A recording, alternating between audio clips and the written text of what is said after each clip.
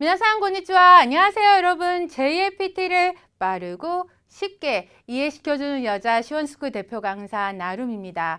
2018년도 12월 2차 시험이죠. 일본어 능력시험 N2의 전체적인 총평을 시작하도록 하겠습니다. 자, 여러분 시험이 끝난 지 얼마 안 됐습니다. 시험 잘 보셨나요? 자, 이번 시험의 특징은 어디에 있었고, 그리고 이렇기 때문에 우리가 다음 시험에 대비를 할 때는 이렇게 대비를 해야 된다라는 것들이 어떤 것들이 있는지 한번 내용 살펴보도록 하겠습니다. 전체적인 총평 난이도 별 4개. N2의 경우에는 문자어휘는 자, 언어 지식 안에서의 문자어휘는 예년하고 비슷했죠. 근데 그와 달리 문법의 경우에는 다소 약간 어려웠을 것이다 라는 게 하나의 총평입니다. 자, 두 번째 독해는 의외로 지문이 문어체 지문이 되게 많았기 때문에 읽었을 때 술술술술 읽힐 수 있었을 것이다. 그리고 정해는 기존 기출 유형이 다수 출제됐다. 여기서 말하는 기존 기출 유형이라는 건 기존 패턴에서 크게 다르지 않았다는 거죠. 지문 내용과 문제의 난이도가 매우 평이했다. 그리고 문법뿐만 아니라 품사의 활용까지 정확하게 이해하고 있어야 하는 문제들이 많았기 때문에 문법의 경우에는 예년보다 약간 어려웠었다라는 거죠. 자, 그러면 지금도 잠깐 살짝 다뤘지만 좀 더 자세히 각 파트별로 좀 살펴보도록 하겠습니다. 파트별 리뷰 문자어휘 난이도 별 3개. 자, 지금껏까지 패턴에서 크게 바뀌지 않았죠. 보다시피 음독 단어, 훈독 단어들, 특히 음독, 사이도, 쇼리, 키카크, 훈독, 하나레루, 오, 나고야까. 자, 이런 단어들은 기존에서 크게 벗어나지 않는 패턴에서 많이 출제가 됐던 단어들이죠. 자, 그리고 한자 표기는 조금 의외로 낯선 한자 어휘들이 다수 출연했다. 무가에, 카이고, 케이토, 타바네타, 그리고 세이산. 자, 재밌는 거 하나는 어디서 낯설기는 한데 한 번쯤은 음성으로 들었을 것 같은 그런 단어들이 좀 많이 출제됐죠. 좀 쉽게 얘기하면 여기의 특징은 한자 표기도 한자 읽기도 마찬가지로 어디서 나왔던 것들이다. 기존. 쉽게 말하면 2010년도부터 지금 최근 것까지죠. 2018년도까지. 자, 청해에서 출제됐던 단어들이에요. 쉽게 말하면 청해의 대화문 속에서 나왔었던 어휘들이 어디서 나오고 있다? 이렇게 한자 읽기 파트와 한자 표기 파트에서 문제로 출제되고 있다라는 걸 한 가지 머릿속에 갖고 있으시면 되겠죠. 그래서 여러분들이 기억해야 될 건 바로 요 정도이죠. 그리고 올해 한자 읽기 파트에 가장 크게 달라진 점은 바로 이 어형성이죠. 어형성이라는 건 단어 앞에 전미어, 접두어를 묻는 문제인데 이 문제 패턴이 지금까지는 5문제였다가 올해 3문제로 줄었어요. 그래서 전체적으로 원래 32문제였다가 여기서 2문제가 줄었기 때문에 전체적으로 30문제에 30점이 됐죠. 그러니까 즉 한 문제당 1점꼴이라고 생각을 하고 계시면 되겠죠.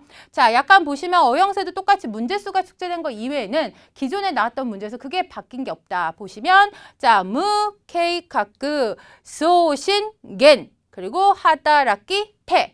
자, 살짝 달라진 거라면 하다라키 테처럼 자, 우리가 봤을 때 딱 한국어로 해석이 안 되는 어휘들. 지금까지는 한자어를 알면 금방 해석하기 쉬운 것들이 좀 많았다면 의외로 약간 조금 다른 것들이 좀 나왔다 정도만 여러분들이 알고 계시면 되겠죠. 문맥 교정 같은 경우는 한자어, 외래어, 복합동사, 부사 유형으로 기존과 똑같은 패턴으로 문제가 나왔었다. 그리고 자, 유의 표현의 경우에는 정말 특징을 좀 하나 살펴보자면 기존에 아마 기출 문제들 좀 많이 보셨을 거예요. 그 기출 단어가 또다시 출제되는 현상들이 있었다. 그래서 보다시피 뭐 호존, 니브이, 니까 이런 거는 어디다? 용법 문제죠. 용법 문제 어휘들도 마찬가지로 패턴이 똑같았다. 아주 되게 평이한 단어들이 많이 출제됐다라고 알고 계시면 되겠죠. 파트별 리뷰, 문법, 난이도 별 4개. 자, 난이도가 별 4개라는 건 아까도 말씀드렸다시피 올해죠. 상반기 시험에 비교했을 때 조금 어려웠을 것이다 라는 겁니다. 자, 기존 시험과 달리 어떤 게 되게 중요했다? 상황별 표현 및 문형의 쓰임새에 대해서 주로 묻는 문제들이 많이 출제됐다. 자, 기존에는 자, 그냥 기능어 자체의 의미만 알아도 풀 수 있는 문제들이죠. 니, 시타가떼, 입보다, 자루, 에나이 이런 것들이 좀 많이 출제가 됐었다면 올해는 그와 달리 나니나니모, 시나이데, 쯔이데니, 타가루, 마마니 세즈. 자, 뭔가 딱 한국어로 해석되는 문법이라기보다는 문장 안에서 대화 속에서 쓰임새에 따라서 채워 넣는 그런 문제들이 좀 많았었다. 근데 그와 달리 배열의 경우에는 문법, 즉 기능어의 의미를 정확하게 알아야 문장을 배열할 수 있는 그런 문제가 많았다. 자, 예를 들면 샤신카토 시대. 토시오 토르니 쯔레떼 데이지 스루까니 요때. 그래서 지금 보시는 마가씨 토시 때 그리고 니 쯔레떼 니 요때의 의미를 정확하게 파악할 수 있어야 앞뒤 문장을 연결할 수 있는 자 이런 식의 문제들이 배열에서는 오히려 더 많이 출제됐다라는 거죠. 자 파트별 리뷰 독해 난이도 별 3개. 자 별 3개라는 건 뭐 기존하고 되게 많이 비슷했다 문제가. 자 보시면 예년보다 약간 지문의 양이 좀 늘어났어요. 왜냐하면 예년의 지문의 양이 되게 짧았었죠. 그리고 문어체 표현이 쓰여진 글들이 아주 많았다. 내용이나 문제의 난이도는 매우 평이하나 어렵게 느꼈을 수도 있다. 자, 선생님 문어체인데 왜 어렵죠? 라고 하시는 분들이 계신데 예를 들면 이런 거죠. 그냥 한자어를 사용해서 썼으면 되게 직설적으로 뭐한다? 딱 써진 거의 의미만 이해를 했으면 되는데 약간 풀어서 써놨기 때문에 이 사람이 정말로 하고자 하는 얘기가 이건가? 이건가? 라는 패턴의 글들이 좀 있었다는 거죠. 그렇기 때문에 작가의 의도를 좀 파악하기 위해서는 뭐였다? 조금 익숙하지 않은 분들한테는 확실히 어렵게 느껴졌을 수도 있다. 오히려 읽었을 때는 되게 쉽게 읽히나 내용 파악이 더 어려웠을 수도 있다라는 거죠. 자, 주요 출제 지문들, 내용들 좀 살펴보면 단문 독해에서 예년하고 똑같이 단문 독해 5개 중에 2문제가 형식이 있는 글이 출제됐죠. 그 형식이 있는 글은 자, 첫 번째는 메일글, 두 번째는 공지글. 특히 메일글 같은 경우에 내용을 좀 살펴보면 어떤 내용의 글이었냐면 시계를 이미 한번 고쳤어요. 고쳤는데 또다시 시계를 고치고 싶은데 보증기간이 지났어요. 그럼 보증기간이 지났는데도 다시 시계를 고칠 수 있는지를 여부를 묻는 메일이었죠. 두 번째는 가방 가게 홈페이지에 게시되어 있는 글 안에서 알 수 있는 것 찾는 공지글이었습니다. 자, 이거 이외에 뭐 단문 독해에서 나왔던 것들 중에 하나는 정보화 시대에서 생존하기 위해서 필요한 조건을 다뤘던 글. 자, 또는 운동선수의 글들이 뭐 단문 독해에서 일반적으로 쓰여졌죠.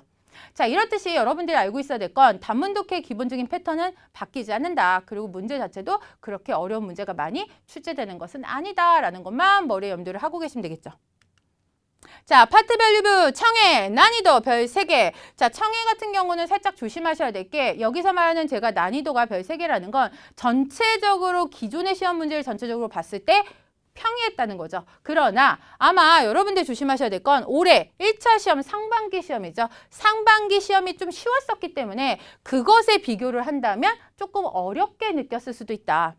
자, 과제 이해 같은 경우는 출제 패턴이 매우 비슷했죠. 그러나 조금 달라진 부분은 바로 구체적인 방법을 묻는 문제들이 좀 많았다. 얘기 드리면 그냥 나니오 신학기를만 아리마센까라는 패턴이 아니라 나니오 어떻게 하지 않으면 안 되는지. 그래서 하는 건 맞는데 그 안에서 좀 더 디테일한 내용을 물어보는 문제들이 좀 다수 출제됐었다는 거죠. 포인트의 이해의 경우는 이유를 묻는 문제가 다수 출제됐다. 자, 살짝 달라진 게 있었던 바로 개요의 이해. 개요의 이해가 N2의 경우는 점점 조금 패턴이 되게 다양해지고 있어요.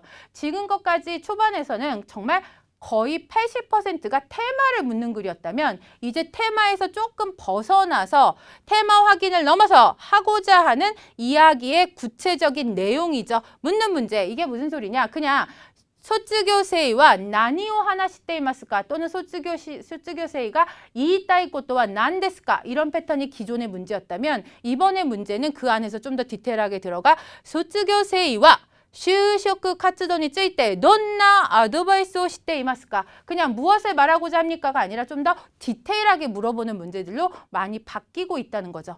자, 즉시응답이나 통합 이해는 예년하고 비슷해서 되게 금방 쉽게 답을 찾을 수 있었을 것이다. 즉시응답의 경우는 오히려 어쩌면 더 쉽게 느껴졌을 수도 있습니다. 왜냐하면 계속 추세가 점점 질문문이 길어지는 추세였는데 올해는 질문문이 유독히 예년에 비해서 좀 짧았어요. 간결했다는 거죠. 그래서 하고자 하는 얘기를 조금 파악하기가 더 쉬웠을 것이다. 그러면 질문을 파악을 한다는 건 당연히 정답도 더 잘 찾았을 수 있을 것이다 라는 거죠. 자, 전체적인 내용을 좀 살펴봤는데 그래서 다시 한번 정리를 좀 해보자면 출제 경향 분석, 문자어의 경우에는 한자 읽기, 한자 음읽기, 한자 표기에서 아까 제가 청해라는 단어를 얘기해줬죠. 청해 스크립트. 근데 우리가 기존에 낯선 청해 스크립트를 확인하기가 어렵기 때문에 그럼 우리는 어디서 챙겨야 되느냐? 바로 이 부분이죠. 과거 시험, 과거 2급과 그리고 1급 시험에서의 출제됐었던 기출 어휘들이 실제로 다수 계속 출제되고 있다. 이 부분을 머릿속에 갖고 계셔야 되겠죠. 그리고 문법의 경우에는 난 N2니까 N2만 공부해야지 라고 생각했던 분들 이제 그 생각을 버리셔야 됩니다. 근데 실제로 N2 문법의 경우에는 N3 문법이 반 이상을 차지하고 있죠. 그리고 그 문법을 그냥 아는 게 중요한 게 아니라 정확한 쓰임새를 정확하게 알아야 되기 때문에 N3 문법을 활용 문제가 많이 늘어나고 있기 때문에 그 부분까지 공부를 해야 된다는 걸 기억을 하고 있어야 되겠죠. 자, 독해 부분은 지문의 세부 내용 파악이 필요한 문제가 늘고 있다. 자, 이거는 전체적으로 무슨 얘기를 하느냐의 관점보다는 좀 더 디테일하게 이 단락에서는 요 얘기의 어느 부분을 묻고자 하는지, 자, 그런 것들이 좀 파악이 필요하기 때문에 읽을 때 좀 더 집중해서 읽어야 하는 문제들이 늘어나고 있다는 거죠. 청해는 개의의 패턴이 구체적인 내용에 관해서 묻는 문제. 지금 제가 똑같은 이야기를 계속하고 있는 것 중에 하나가 바로 구체적인이죠. 지금까지 그냥 무엇을 합니까? 라는 약간 포괄적인 이유에서의 결론을 찾는 거였다면 청해도 마찬가지로 좀 더 디테일하게 들어가서 정확하게 어느 부분인지에 대한 문제들이 많이 늘어나고 있기 때문에 이 점. 그리고 올해 아마 여러분들 문제 풀으면서 느끼셨을 거예요. 그림. 원래 N2에서는 선택지가 그림으로 제시되는 문제가 거의 없죠. 근데 올해는 1번 문제부터 그림 문제가 나왔어요. 그리고 포인트 예의 같은 경우는 잘 금액에 관한 얘기가 안 나왔었는데 올해는 요일과 금액을 정확하게 파악해야 되는 문제가 포인트에 의해서 나왔던 것처럼 좀 더 디테일함을 물어보는 문제들이 점점 늘어나고 있다. 디테일함을 물어보게 되면 당연히 어휘가 많아질 수밖에 없겠죠. 그래서 그런 점들 반드시 기억을 하고 계시고, 자, 풀었던 것들 다시 한번 정리를 하시는 게 되게 중요하겠죠.